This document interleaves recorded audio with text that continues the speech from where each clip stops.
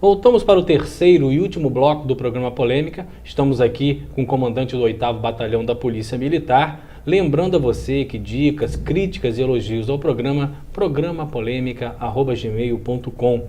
E para você que quiser assistir todas as entrevistas já feitas aqui pelo Grupo de Comunicação Terceira Via, youtube.com/programa polêmica. Lá você encontra todas as entrevistas, inclusive essa com o comandante do batalhão. Nós estávamos terminando no bloco passado, dando uma notícia aí em primeira mão de extrema importância para a população de Guarulhos, que terá um braço do 8º Batalhão atuando lá com sede física e também com um tenente responsável pela localidade. Queria que o senhor falasse um pouquinho mais nisso e desse algum dado mais importante que o senhor acha pertinente para a comunidade. Essa preocupação com Guarulhos ela é muito grande.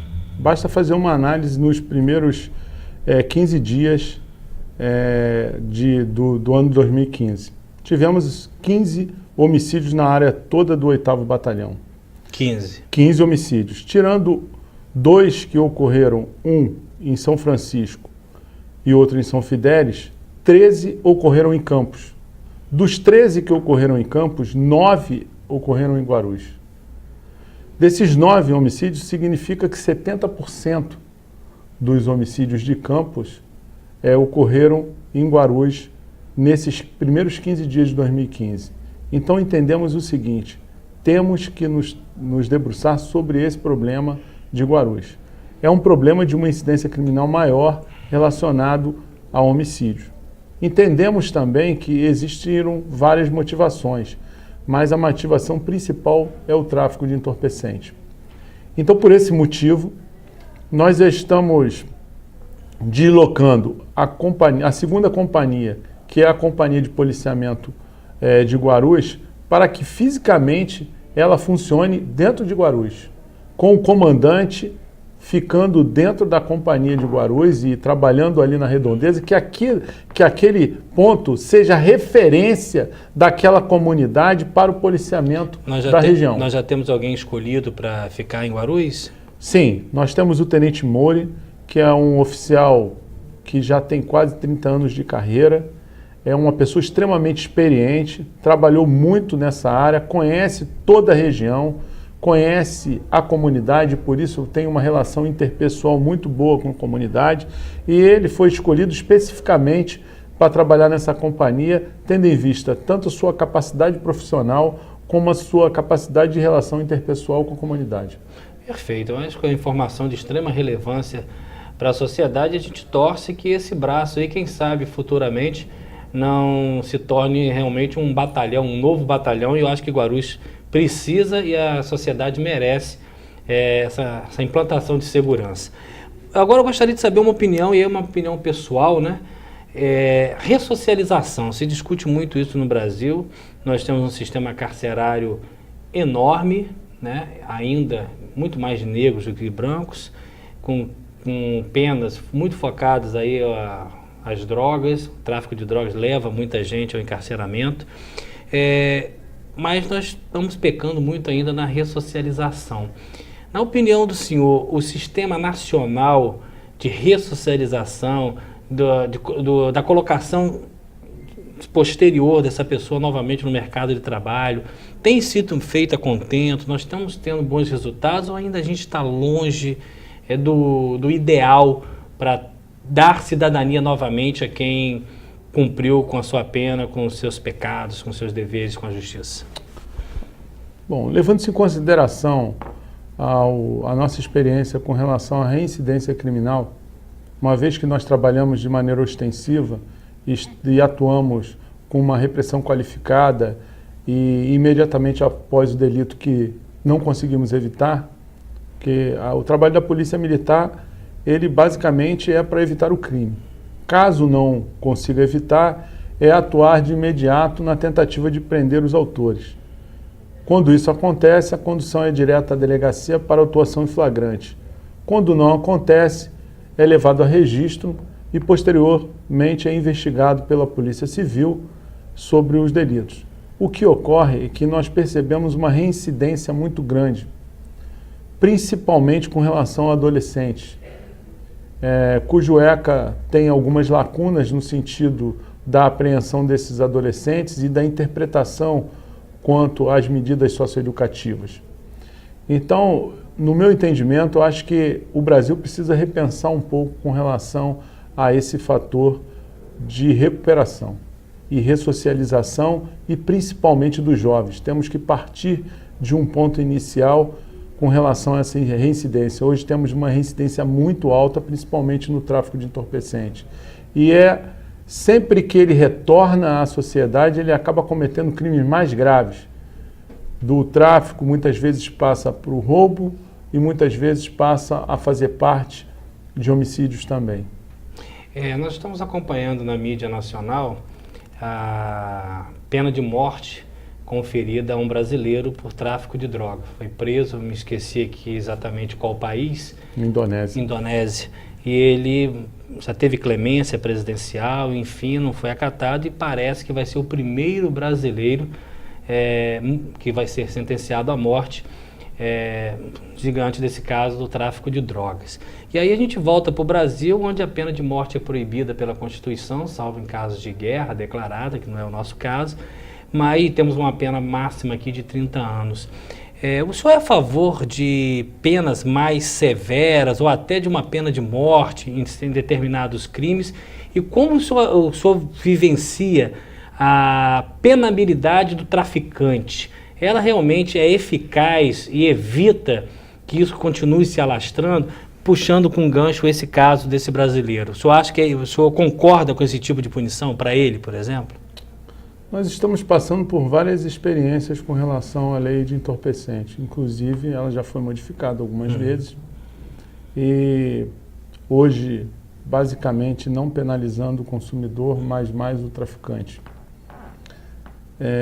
Se fizermos uma avaliação pelos resultados, ou seja, pelo que nós temos hoje de problemas relacionados a tráfico em todo o país, notadamente no Rio de Janeiro e São Paulo, que são duas grandes capitais, percebemos que há uma necessidade de se reavaliar alguns aspectos quanto à pena. Porque muitas vezes nós não conseguimos construir aí uma ressocialização com a pena que foi dada a um indivíduo que foi preso por tráfico, por exemplo. O tráfico de entorpecente ele é um assunto extremamente polêmico, porque alguns vêm a defender o uso e penalizar apenas o tráfico, mas há de se entender que se trata de uma grande balança comercial.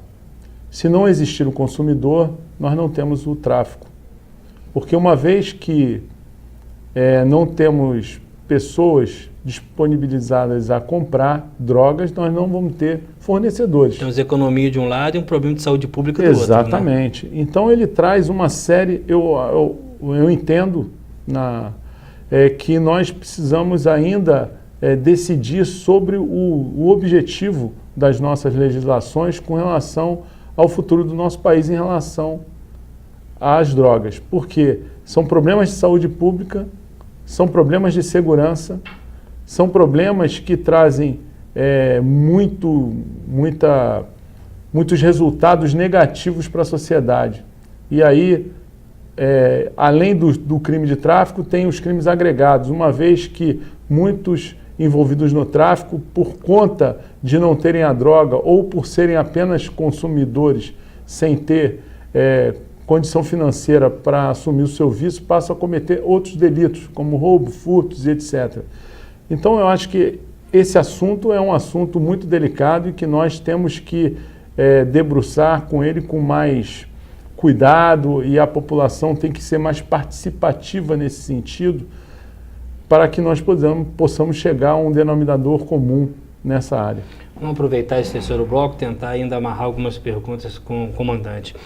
Nós temos algumas regras novas aí do Sistema Estadual de Controle de Automóveis, e um deles se refere à película escura nos automóveis. É óbvio que hoje você para no 28 de março, por exemplo, e você fica ali às vezes 10, 15 minutos, dependendo do movimento, e você com certeza vai parar uma moto do teu lado. E aí a pessoa usando um vidro mais escuro, ela tem a chance de ter um pouco mais de segurança. Por outro lado, a Polícia Militar também fica sem o contato visual com aquele motorista, de repente um sequestro em andamento, enfim, alguma coisa. Qual a leitura que o senhor faz dessa necessidade agora, dessa cobrança mais enérgica da não utilização dessas películas que estão em desacordo com as normas do Detran, do Ciretran?